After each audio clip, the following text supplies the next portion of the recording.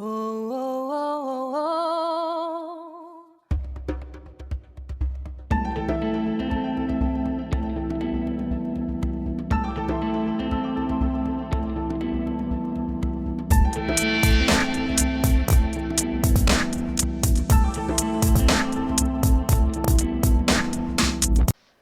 Bonjour à tous, continuons notre étude de l'évangile de Matthieu avec cette sixième vidéo, cette sixième étude. Nous avons vu lors de nos études précédentes que Jésus-Christ est né à Bethléem en Juda afin d'accomplir la prophétie de Michée, chapitre 5, verset 1. Jésus-Christ est né d'une vierge. Et la prophétie d'Ésaïe, chapitre 7, verset 14, il sera le sauveur du monde. Nous avons aussi montré que Dieu s'était révélé aux mages d'Orient et que ces derniers savaient que le Fils de Dieu devait naître et que cette naissance serait annoncée par une étoile, et c'est en suivant l'étoile qu'ils sont arrivés à Bethléem et qu'ils ont pu adorer Jésus-Christ. Maintenant, dans les versets qui vont suivre, qui concernent notre étude, les versets 13 et 14 du chapitre 2 de Matthieu, nous allons dérouler, nous allons voir une autre prophétie qui s'accomplit de l'Ancien Testament, une autre prophétie de l'Ancien Testament qui va s'accomplir. Quelle est cette prophétie? Rappelons que Matthieu adresse son évangile à des croyants qui connaissent les coutumes juives et que son but est de montrer que Jésus est le Christ, le Messie, annoncé par les prophéties. Il est également l'évangéliste qui fait le mieux comprendre que le Nouveau Testament est éclairé par l'Ancien Testament, lequel ne se comprend qu'à la lumière du Nouveau Testament. Maintenant, rentrons dans le vif du sujet. Commençons par lire Matthieu chapitre 2, les versets 13 à 15. Or, après qu'ils furent partis, voici, un ange du Seigneur apparaît en songe à Joseph, disant, « Lève-toi, prends le petit enfant et sa mère, et t'enfuis en Égypte, et te tiens là jusqu'à ce que je te parle. Car Hérode cherchera le petit enfant pour le faire périr. Lui donc s'étant levé, prit de nuit le petit enfant et sa mère et se retira en Égypte. Et il fut là jusqu'à la mort d'Hérode, afin que fût accompli ce que le Seigneur avait déclaré par le prophète, disant, « J'ai appelé mon fils hors d'Égypte. » À la lecture de ces trois versets, faisons quelques petites remarques. Au verset 13, ceux qui furent partis, ce sont les mages. Nous avons dit lors de l'étude précédente concernant la visite des mages que ces derniers, après avoir suivi l'étoile, sont entrés dans une maison dans laquelle se trouvaient Jésus et Marie. Vous avez tous les liens des anciennes études, des études précédentes dans la description de cette vidéo. Donc pour ceux qui ne les ont pas visionnées, je vous conseille pour bien comprendre ce qui va suivre d'aller d'abord les visionner, surtout cette étude sur les mages. Donc ils étaient là, ils sont entrés dans la maison et ils ont déposé les cadeaux devant l'enfant Jésus. On ne sait pas exactement quand cet événement a eu lieu après la naissance de Jésus. Avait-il quelques jours, quelques semaines? On ne sait pas. Ce que l'on sait, c'est que les mages ne sont pas arrivés le jour même de la naissance de Jésus, mais quelques jours ou quelques semaines après, puisque la famille sainte avait trouvé une chambre dans une maison, ce qui ne fut pas le cas lors de la naissance de Jésus-Christ. Et c'est après le départ de ces mages venus d'Orient que l'ange du Seigneur parle à Joseph.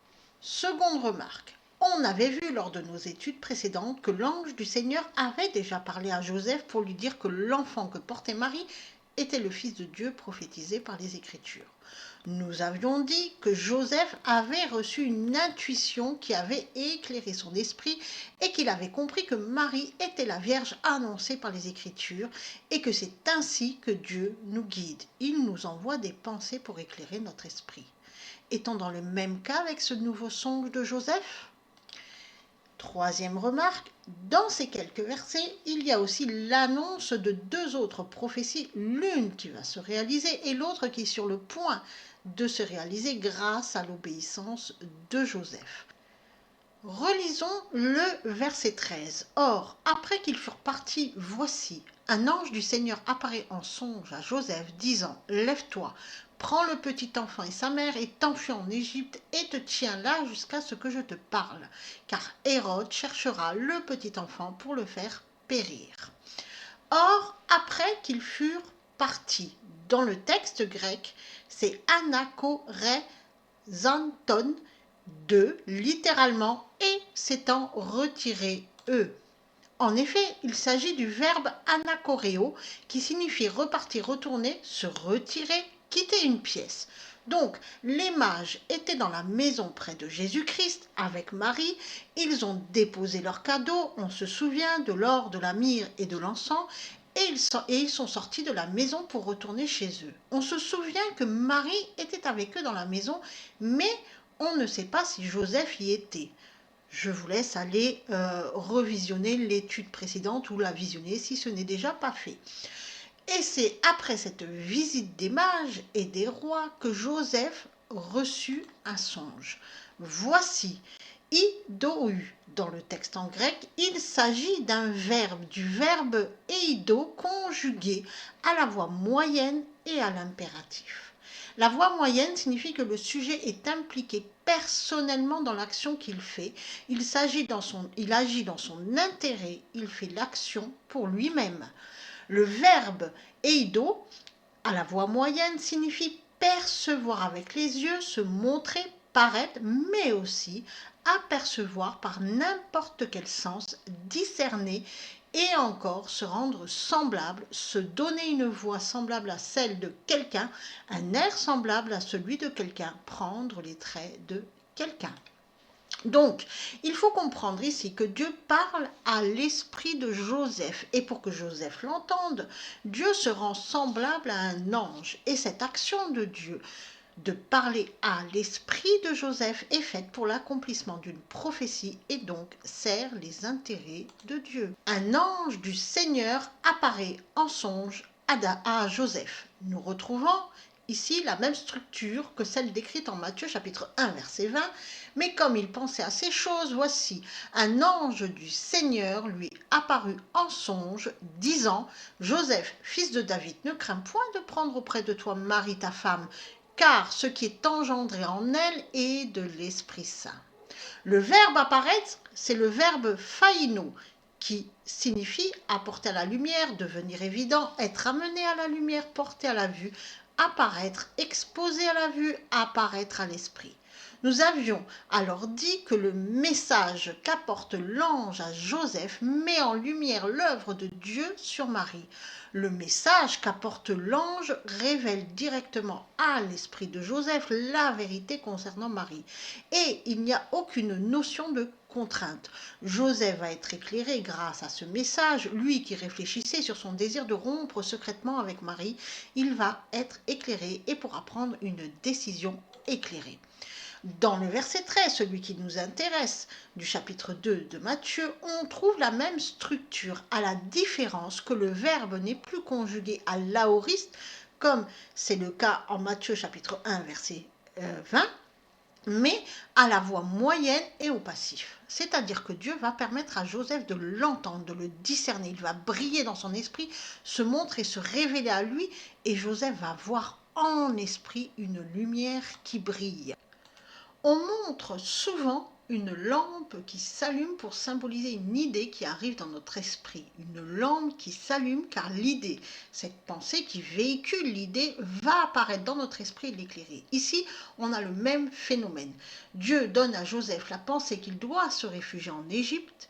Joseph savait-il que Hérode chercherait à tuer l'enfant Jésus ? On ne le sait pas. Mais on peut supposer que Joseph connaissait la folie d'Hérode et a pressenti, puisqu'il savait qui était Jésus, où cette folie pouvait mener Hérode. Joseph a compris qu'il fallait qu'il mette l'enfant à l'abri. A-t-il discuté auparavant avec les mages ? Les mages lui auraient-ils dit que Hérode cherchait à voir l'enfant ? On ne le sait pas. Tout ce que l'on peut dire, c'est que Dieu a parlé directement à l'esprit de Joseph et l'on dit que c'est un ange, car l'ange est par définition un messager de lumière. Il transporte par les photons et la vibration une information, un message. Donc Dieu a envoyé une lumière pour éclairer l'esprit de Joseph. Cette lumière, c'est un ange. Disons, c'est légon. Il s'agit du verbe légo qui signifie dire, parler, enseigner, exhorter, conseiller, annoncer la parole. Lève-toi, egerteis, il s'agit du verbe egeiro, conjugué au participe parfait et à l'aoriste. Ce verbe egeiro signifie réveiller, faire lever, revenir à la vie, s'éveiller, se lever. Comme il est au participe parfait, il aurait fallu le traduire par te levant. Cette forme grammaticale fonctionne comme un attribut du complément pour de nombreux verbes de perception ou de sentiment. Donc, après avoir reçu ce que Dieu dit, Joseph peut se mettre en action et l'action future est de s'enfuir en Égypte. Et comme le verbe est à l'aoriste, cette action aura forcément une répercussion prophétique. Ici, on a toute la foi de Joseph qui se révèle. Joseph est dans l'écoute, puis dans le dialogue, et c'est dans l'écoute et dans le dialogue avec Dieu qu'il va se mettre en action. Nous avons les trois piliers de la foi, l'écoute, le dialogue, l'action. Prends, c'est paralabé. Il s'agit du verbe paralambano conjugué à l'aoriste et à la seconde personne de l'impératif. Ce verbe paralambano désigne prendre, prendre à voir avec soi, joindre à soi et métaphoriquement ne pas rejeter, ne pas refuser l'obéissance, recevoir quelque chose de transmis. Ce verbe découle du verbe lambano dont l'un des sens est prendre avec la main, saisir une personne ou une chose pour l'emmener et dans un autre sens, c'est prendre sur soi, se charger d'eux. Donc, littéralement, Dieu demande à Joseph non seulement d'emmener Jésus et Marie en Égypte, mais aussi de prendre soin d'eux, de les considérer comme siens, c'est-à-dire Marie comme sa femme et Jésus comme son fils. T'enfuis, feugue. Il s'agit du verbe feugo qui signifie s'enfuir, chercher la sécurité par la fuite et fuir quelque chose d'odieux, être sauvé par la fuite, échapper et se mettre hors de danger. Donc Dieu demande à Joseph de mettre Jésus hors de danger et avec lui Marie. Pourquoi fuir en Égypte? Pour que s'accomplisse la prophétie décrite au verset 15 et que l'on verra plus tard. Et Dieu demande donc à Joseph de rester en Égypte jusqu'à ce qu'il lui parle à nouveau pour le faire partir d'Égypte. Donc Joseph ne sait pas combien de temps il va rester en Égypte, dans un pays qui n'est pas le sien, dans un pays où il résidera comme un étranger. Mais par la foi, il quitte tout, prend sa famille et se met en route. Il sait que Dieu est avec lui et donc il ne risque rien. Dieu veille. Faire périr, apollézaï.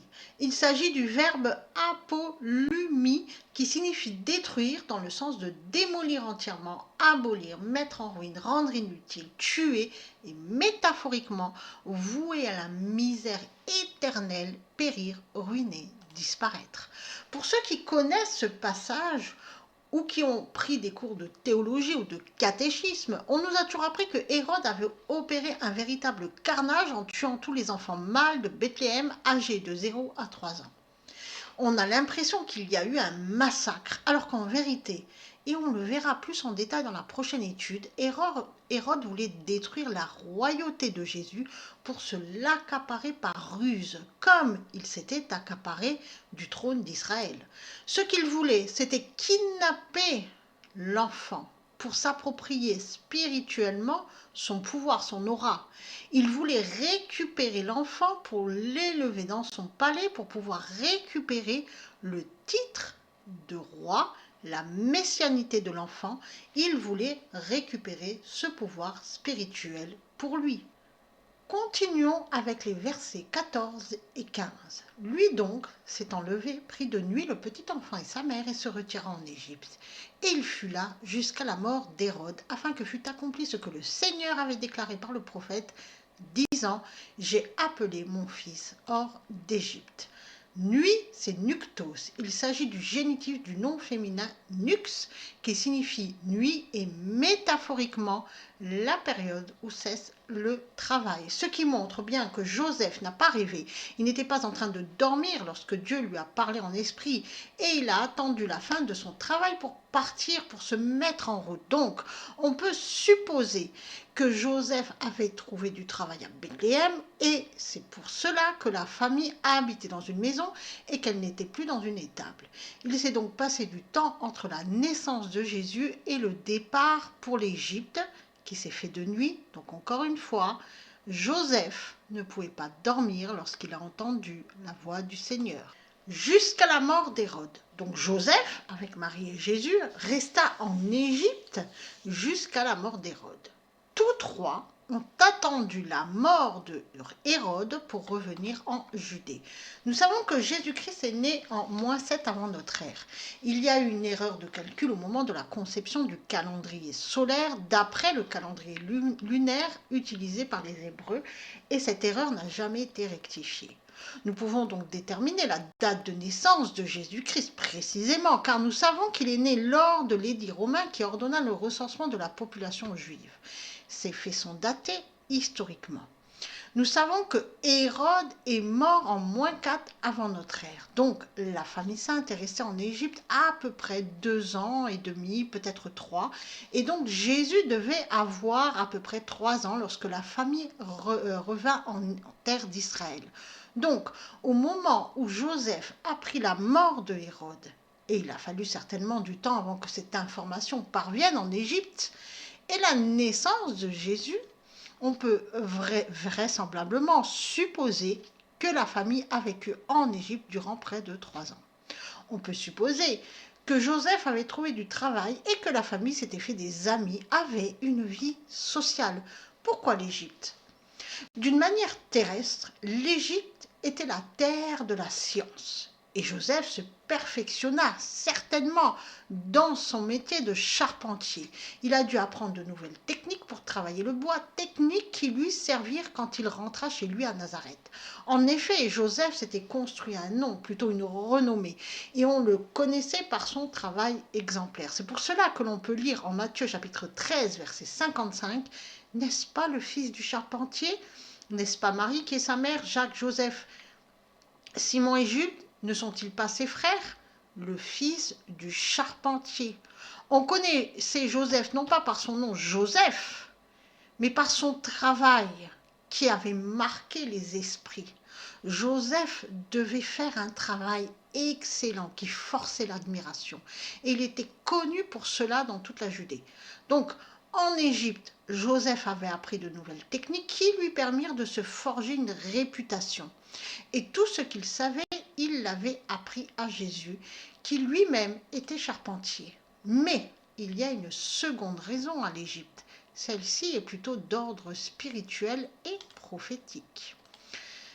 Afin que fût accompli ce que le Seigneur avait déclaré par le prophète disant « J'ai appelé mon fils hors d'Égypte ». Voilà la raison déjà prophétique et spirituelle. Il s'agit de la prophétie d'Osée. Quand Israël était jeune, je l'aimais et j'appelais mon fils hors d'Égypte. Osée chapitre 11 verset 1. C'est la prophétie qui va se réaliser grâce à l'obéissance de Joseph. Et cette prophétie nous renvoie à Moïse, à l'Ancien Testament, lorsque Dieu a fait sortir les Israélites d'Égypte pour les délivrer. Dans la parole de Dieu, l'Égypte est le pays du sédentarisme, le pays du conformisme, où tout est réglé, tout est géré par la science. C'est le pays qui symbolise l'idolâtrie de la science et l'Égypte est rattachée au levain des Sadducéens, c'est-à-dire du scepticisme. Lorsque Dieu a fait sortir les Israélites du pays d'Égypte, il les a libérés de l'idolâtrie de la science et du scepticisme. Il les a aussi libérés, bien sûr, du sédentarisme, du conformisme, etc. Le scepticisme, l'idolâtrie, cette idolâtrie de la science conduit au culte aux dieux étrangers.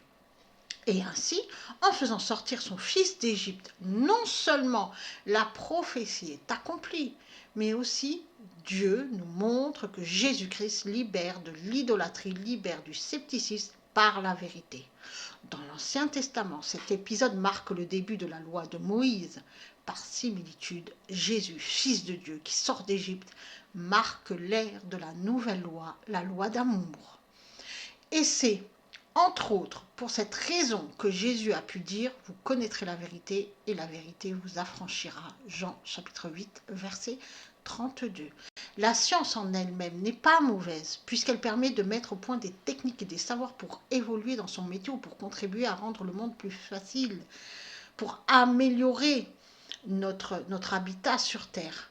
Mais lorsque la science est érigée au rang d'idolâtrie et qu'elle efface Dieu, alors elle devient destructrice. Elle ne permet plus l'évolution, mais elle dégrade l'homme. Dans l'Ancien Testament, Dieu a fait sortir son peuple d'Égypte. Jésus-Christ est celui qui nous fait sortir, tous sortir de l'idolâtrie, qui nous libère de l'idolâtrie. Il y a aussi toujours des ponts entre l'Ancien Testament et le Nouveau Testament. Quand Dieu a fait sortir le peuple d'Égypte, ce fut un nouveau départ. Et Jésus-Christ est notre départ, celui qui amène à la véritable liberté. Et la prophétie qui est sur le point de se réaliser, elle sera vue lors de notre prochaine étude. Soyez bénis. Oh,